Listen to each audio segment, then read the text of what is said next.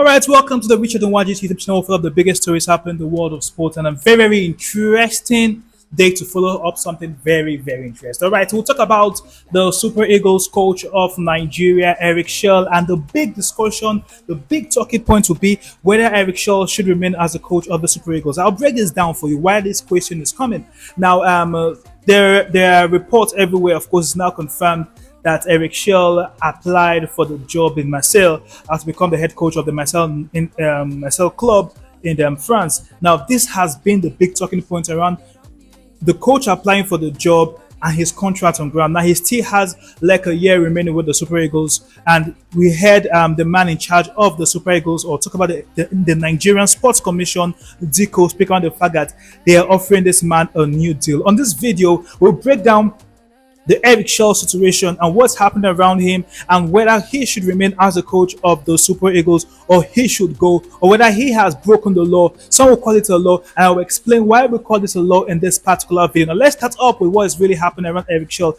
Yes, it's no longer news Eric Chelle took the Super Eagles of Nigeria to the top place match in the last African Cup of Nations. That's no news, but the big news around the fact that we heard he asked for a new contract, where in his current contract he's been paid $50,000 and he's asking for $100,000 monthly. Now, this have been the bone of contention, as some Nigerians have been asking for him to be paid that amount of money. Let's agree that Nigerians are being divided around whether Eric Chelle deserves $100,000 or deserves $50,000. Nigerians are really, let's call it, in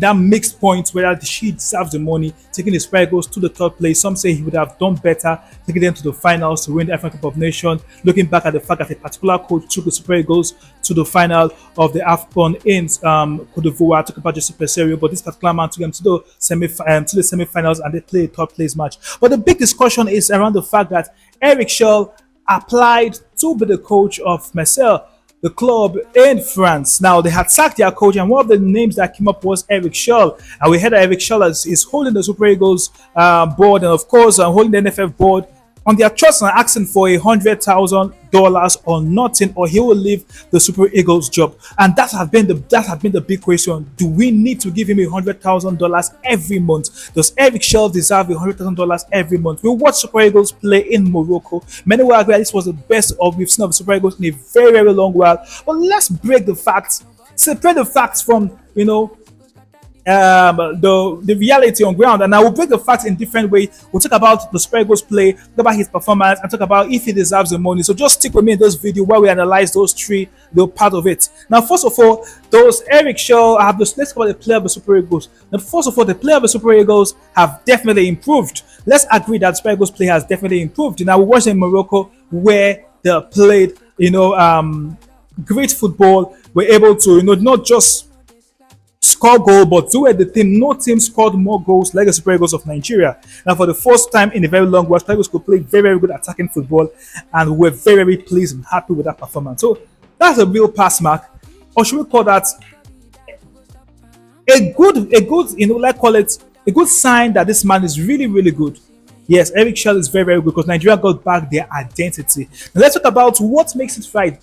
Did he get it right to apply for another job, still have the Super Eagles job? I think that's where he made a mistake, because you're not meant to apply for another job. If you really had eyes to take on that job, you would have definitely resigned. Don't forget that before this whole Marseille discussion, we had discussions coming in from Tunisia, where we heard they went to employ him as a coach, but that was back then and everything. But he was not meant to apply for that job. If he really wanted to be in the market, he was meant to officially resign as the coach of the Super Eagles. Another big discussion would be, does Eric Chelle deserve to get $100,000 every single month?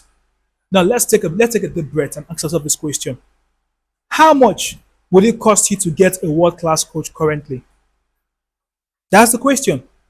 How much would it cost to get a world-class coach in recent days? World-class coaches or good coaches. Let's leave the word world-class. Let's talk about an average good coach earns more than $100,000 or about $100,000 every single month. Fact check me. Every good coach around the world does not earn nothing less than $100,000, and many will call $100,000 as the benchmark for the money that should be paid to a good coach. The next question we should ask ourselves is Eric Chelle a good coach? He's a good coach. Is he a world class coach? No, not a world class coach. He still has to have to improve. But the truth is that if you really want to get a coach that would give you a good job, $100K should not be too much because in the market today, $100K for a coach would pay a good coach. Now, with Eric Shaw on the board and what you want to build, you definitely take the risk to keep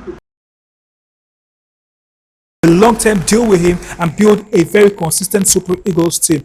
The other question would be, can the Super Eagles or the NFL be able to pay the $100,000? I think let's be very fair with ourselves. If you say it's too much for Eric Shaw, get a local coach. Which local coach can you get? $1,000.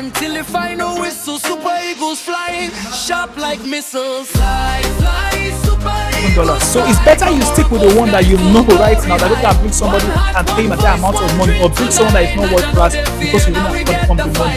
And I ask the question, do the NFF have that kind of money? The question is yes. The NFF can pay Eric Chelle $100,000 every single month. However, if you must pay Eric Chelle that amount of money, you must set realistic targets for Eric Chelle. Tell Eric Chelle this is what he has to do.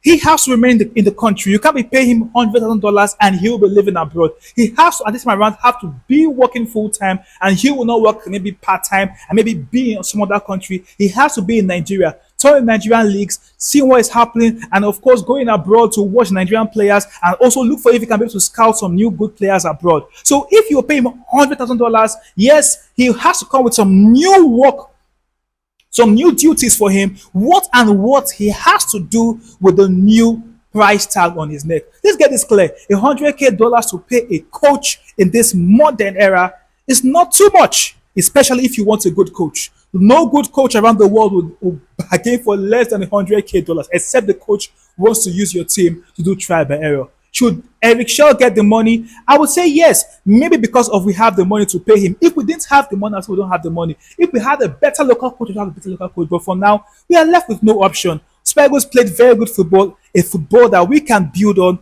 Let's keep Eric Shaw.